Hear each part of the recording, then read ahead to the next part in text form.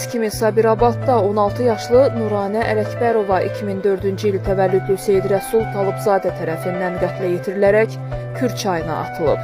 Onların yaxınları hadisə ilə bağlı Xəzər xəbərə danışıblar.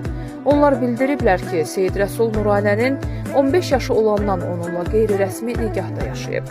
Bir ili onlar bir yerdə idilər, övladları yox idi. Mən nə deyim, hər ailədə söz-söhbət olur. Onun əmisi isə deyib ki, onu hadisə yerinə zəng edərək çağırıblar.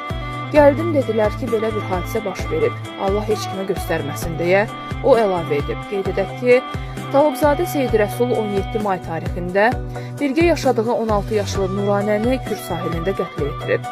Səhər gün cəsədi özü ilə gətirərək çaya atıb. Hadisədən 3 gün sonra polisə gedərək əməlini etiraf edib və təslim olub. Faktla bağlı rayon prokurorluğunda Cinayət Məcəlləsinin 120.1-ci qəsdən adam öldürmə maddəsi ilə cinayət işi başlanıb.